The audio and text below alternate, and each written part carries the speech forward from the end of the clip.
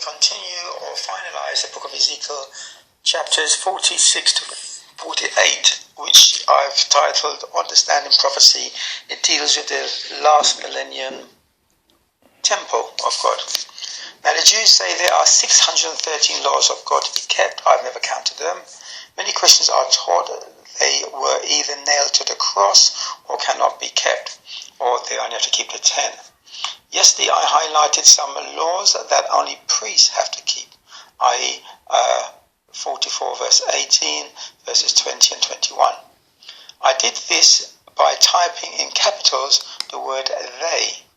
But should any of you miss the point, I am drawing attention to it today. There are no laws of God that cannot be kept. He is not foolish to give what cannot be kept, and furthermore punish transgressors for not keeping them. Not all of the 613 laws are for everyone. Some are for men, some are for women, some are for husbands, some are for animals, owners, etc. If you do not fit into that category, i.e. of having leprosy, then those would not apply to you. Similarly, in any society, not all the laws of the land apply to every individual. Some are for car owners, drivers on the road, property owners, etc.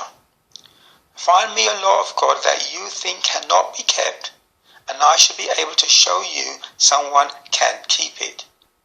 If one person can, then so can 2, 20, 200, etc. And if you or others choose not to, then that is your choice. It's not that they cannot be done. Of course, I'm not including the animal sacrifices that required the temple, as we no longer have a temple, except in the sense that we are now the temple and we have a high priest and a sacrifice. So the same system as before. The only thing is the animal sacrifice has been replaced by a better one in Messiah. So reading from Ezekiel 46 verse 1, the prince and the feast. Just going to read a couple of verses. Thus saith Yahweh, the gate of the inner court that looketh towards the east shall be shut the 6 working days. But on the Sabbath it shall be opened, and in the day of the new moon it shall be opened. And the prince shall enter by the way of the porch of that gate without, and shall stand by the post of the gate. And the priest shall prepare his burnt offerings and his peace offerings, and he shall worship at the threshold of the gate.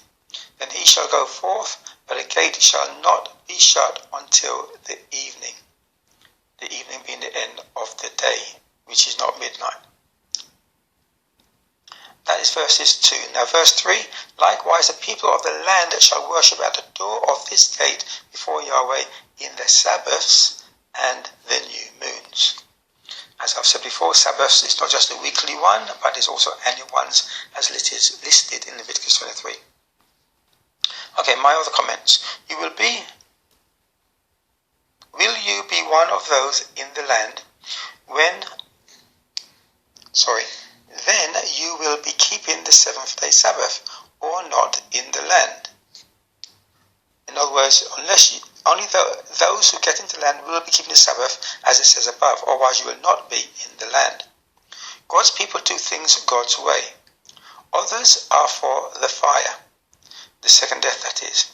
Remember Leviticus 23 verse 3 and Nehemiah chapters 13 verse 19, which reads, And it came to pass that when the gates of Jerusalem began to be dark before the Sabbath, I commanded that the gates should be shut, and charged that they should not be opened till after the Sabbath. And some of my servants set at the gates that they should not burden, so that they should no burden be brought in on that Sabbath day. So that was Nehemiah making sure that no buying or selling was done, because people from outside came trying to tempt the inhabitants by setting up shop at the gates. Isaiah 66:23, It shall come to pass that from one new moon to another, and from one Sabbath to another, shall all flesh come to worship before me, saith Yahweh. And they shall go forth and look upon the carcasses of the men that have transgressed against me. For their worm shall not die, neither shall their fire be quenched, and they shall be an abhorring unto all flesh. Continue reading from Ezekiel chapters 46 verse 9. But Yahweh speaking again, but when the people of the land shall come before Yahweh in the solemn feast, he that entereth in by the way of the north gate to worship shall go out by the way of the south gate. And he that entereth in by the way of the south gate shall go forth by the way of the north gate. He shall not return by the way of the gate whereby he came in, but shall go forth over against it. So again, this is saying that these feasts in the new temple of Leviticus 23, will be kept. And they say, you see the feast in Leviticus 23 verse 4 onwards. Continue reading from Ezekiel 46 verse 13. Thou shalt daily prepare a burnt offering unto Yahweh of a lamb of the first year without blemish. Thou shalt prepare it every morning, and thou shalt prepare a meat offering for it every morning, the sixth part of an ephah, and the third part of an hin of oil, to temper with the fine flour, a meat offering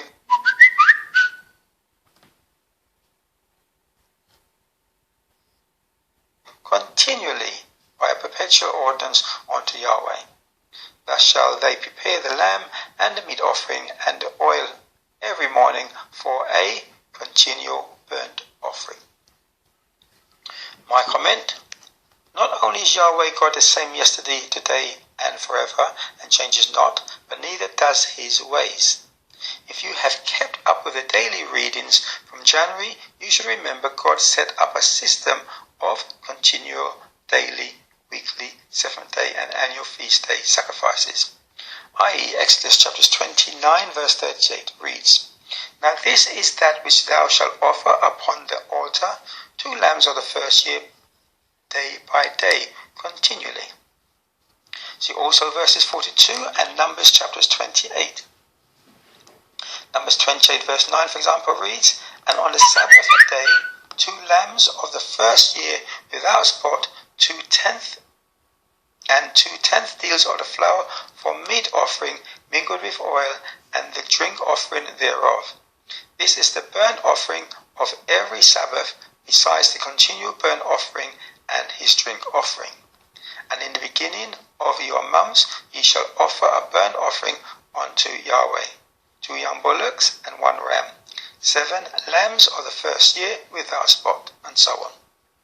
So this is why the anti-Yahweh God agents of the devil took away the sign of God's presence in the land and system in Daniel chapters 8 verse 11, which I have mentioned before, and it reads, Yea, he magnified himself, even to the prince of the host, and by him the daily sacrifice was taken away, and the place of his sanctuary was cast down. So daily sacrifice was a commandment of God and a sign of God being with people.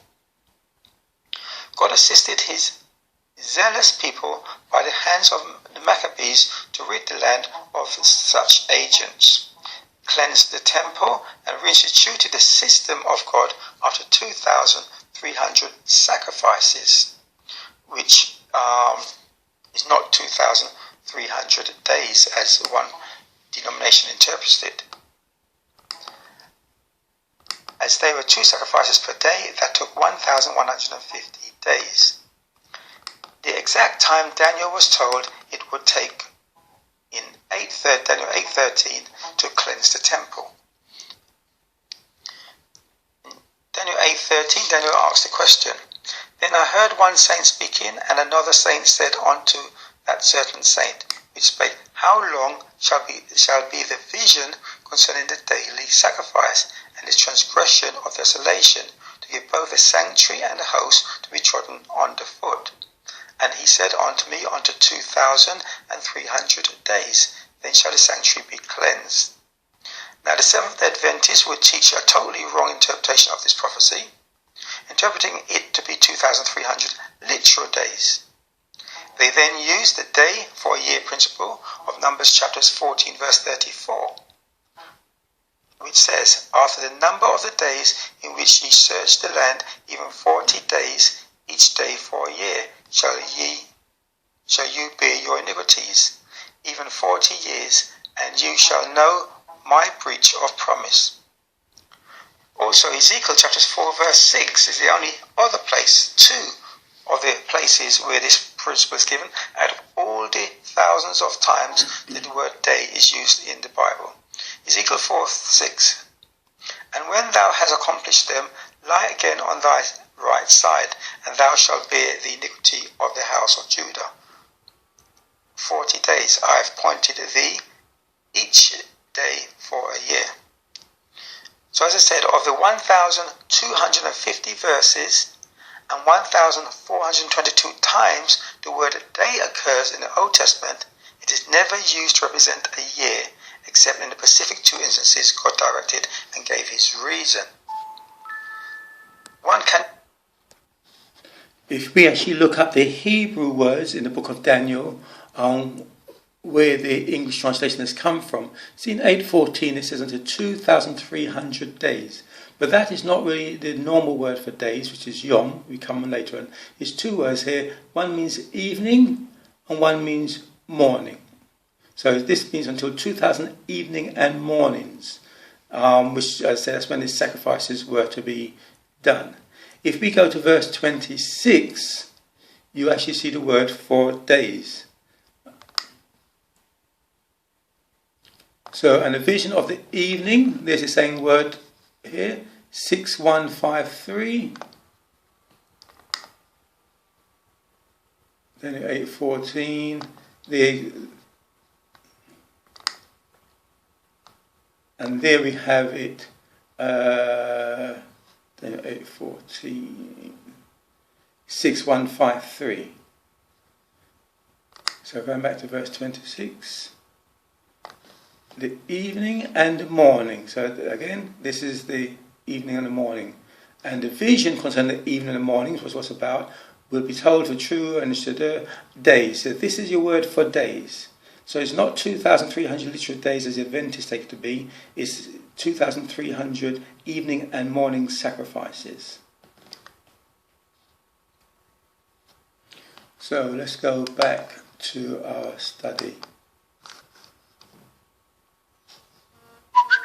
Not take those two specific instances and apply as and when they wish to get the result they want to make a claim of being God's replacement remnant church, i.e. their specific interpretation of Daniel 8:14. Many have similar misused scripture to try and identify themselves as God's true church, for example the Jehovah's Witnesses. I will not mention any others so as not to draw attention to them. Remember, Daniel prayed daily, two of which were at the same time as the daily sacrifices. Cornelius of Acts 10 did the same. These are not arbitrary times but of God. Psalms chapters 55 verse 17. Evening and morning and at noon will I pray and cry aloud, and he shall hear my voice. Mark chapters 15 verse 25. And it was the third hour, and they crucified him. Luke 24:44. And it was about the 6th hour, and there was a darkness over all the earth until the 9th hour. And the sun was darkened, and the veil of the temple was rent in the midst. And when Jesus had cried with a loud voice, he said, Father, into thy hands I commend my spirit. And having said thus, he gave up the ghost. Acts 2 verse 15. Seeing it is but the third hour of the day, third of the day. So if we read the Bible with a Jewish mindset and apply their history to prophecies rather than Christian or Gentile nations, we should better understand the scriptures and arrive at the way of life God requires us to follow, and not get the wrong interpretation of prophecies. Now I'm told the Bible is older than the 66 book compilation of the King Jameses, and others have the 81 to 84 books included. Books of Enoch, Esdras, Barak, 3 books of the Maccabees, etc. Those compilations are about 800 years older than the King James Version. I recommend reading or listening to them, especially the Maccabees, as that will give you the prophecy of Daniel 8:14 when the temple was cleansed. The Catholic and general Christianity would prefer you did not, but remain ignorant with Gentile interpretations of the limited 66 books. They are adequate for salvation, but not if you are going to apply Christian and Gentile history to prophecies. Okay, continuing with Ezekiel chapters 47, I'm going to start from verse 8, water flowing from the temple. Then said he unto me, These waters issue out towards the east country, and go down into the desert, and go into the sea, which being brought forth into the sea, the waters shall be healed. And it shall come to pass that everything that liveth, which moveth, whithersoever the rivers shall come, shall live, and there shall be a great multitude of fish, because these waters shall come thither, for they shall be healed, and everything shall live whither the river cometh. I have heard that an interpretation that waters shall be healed is representative of people being healed, but I leave you to make your own decision of that. Continue from verse 13, division of the land. Thus saith Yahweh God, This shall be the border whereby you shall inherit the land according to the 12 tribes of Israel. Joseph shall have 2 portions, and you shall inherit it, one as well as another, concerning which I lifted up mine hand to give it unto your fathers, and this land shall be unto you for an inheritance. Verse 21. So shall you divide this land unto you according to the tribes of Israel. And it shall come to pass that you shall divide it by a lot for an inheritance unto you and to the strangers that sojourn among you, which shall beget children among you, and they shall be unto you as born in the country among the children of Israel. They shall have inheritance with you among the tribes of Israel. And it shall come to pass that in what tribe the stranger sojourneth, there shall you give him his inheritance, saith Yahweh God. My comment, a repeat of the division of the promised land after Exodus out of Egypt. In the future, which is what Ezekiel is about, those who joined the Exodus out of Egypt, which people interpret as the world and its ways, will again get an inheritance of the eternal promised land. Note, the stranger is counted as belonging to a tribe of Israel among where they live. So with that in mind, consider this point. With Revelation chapter 7 verse 4, we see it says, And I heard the number of them which were sealed, and they were sealed 144,000 of all the tribes of the children of Israel. Revelation 7 verse 9, After this I beheld, and lo, a great multitude, which no man could number, of all the nations and kindreds and people and tongues, stood before the throne and before the Lamb, clothed with white robes and palms in their hands. Also note, Revelation 7:4 could have said tribes of Israel rather than tribes of the children of Israel, because there is a difference. An article titled We Should All Be Israeli on www.forwardtoyahweh.com identify these children of Israel the nation rather than children of Israel the individual. Will you be in the land to get your inheritance? Remember those in the land know of and keep the 7th day Sabbath and annual feast days of Yahweh God. Leviticus 23. It was also one of the two criteria needed to get in for sinners. Revelation chapters 14:12. Here is the patience of the saints. Here are they that keep the commandments of God and the faith of Jesus. Two criteria. Revelation 22:14. Blessed are they that do his commandments, that they may have a right to the tree of life and may enter in through the gates into the city. Maybe those who obtained righteousness within the law did not transgress and therefore did not need the repentance in Yeshua, had a right of entry. Luke chapters 1 verse 6, which says, and they were both righteous before God, walking in all the commandments and ordinances of Yahweh, blameless. So if you're blameless, you haven't sinned, obviously you don't have any sins to repent, and you do not need a forgiving by the blood of Messiah. And that's what Revelation 22:14 is talking about. Okay, on to Ezekiel chapters 48, reading from verse 1. There's a few verses. Now these are the names of the tribes from the north end of the coast of the way of Hethlon, as one goeth to Hamath, Hazarinan, the border of Damascus, northward to the coast of Hamath. For these are his sides, east and west, a portion of Dan. And it continues. I'm going to jump to verse 11. It shall be for the priests that are sanctified of the sons of Zadok, which have kept my charge, which went not astray when the children of Israel went astray after the Levites went astray. This is talking about an event in the book of Numbers when a priest of Zadok had to kill that woman who was brought into the tent of one of their people. Continue from verse 38 of chapter 40, continuing chapter 48 verse 31, the gates of the city. And the gates of the city shall be after the names of the tribes of Israel, 3 gates northward, 1 gate for Reuben, 1 gate of Judah, 1 gate of Levi. And at the east side 4,500 and 3 gates, and 1 gate for Joseph, 1 gate for Benjamin, and 1 gate for Dan.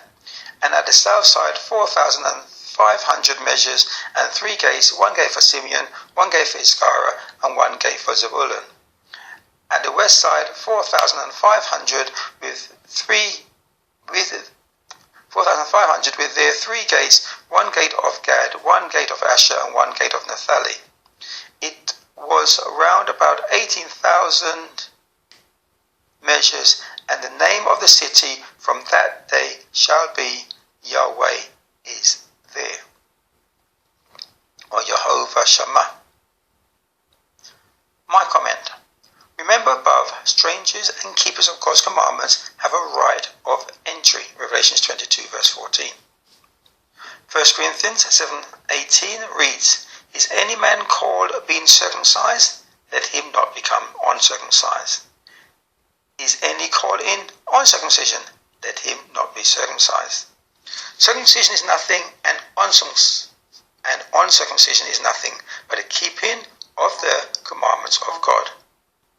Also compare the verses with Revelation 21:12. Reads, and had a wall great and high, and have 12 gates, and at the gates 12 angels, and names written thereon, which are the names of the 12 tribes of the children of Israel. Exodus chapter 17 verse 15. And Moses built an altar and called the name of it Jehovah Nissi. Judges 6:24. Then Gideon built an altar there unto Yahweh and called it Jehovah Shalom. Unto this day it is yet in offering of the Abizirites. Jeremiah 3:17. At that time they shall call Jerusalem the throne of Yahweh, and all the nations shall be gathered unto it, to the name of Yahweh, to Jerusalem. Neither shall they walk any more after the imagination of their evil heart. Revelation 21:3. And I heard a great voice out of heaven saying, behold, the tabernacle of God is with men, and he will dwell with them, and they shall be his people, and God himself shall be with them, and be their God. And there shall be no more curse, but the throne of God and the Lamb shall be in it, and his servants shall serve him. Do not let the false or ignorant preachers deceive you and cause you to lose your promised crown and place in the kingdom. To be on the entry list, the book of life, is to keep God's holy days and weekly and annual one. We have now reached the end of the law. Some history and 3 major prophets, the last being Ezekiel we just read. Are you getting a better picture of God and how he thinks, what pleases him, and thus able to better discern between truth and error? What has been the constant and underlying theme? Is it not obey God and keep his commandments, especially his identified holy Sabbath days? Shalom, until tomorrow, God willing.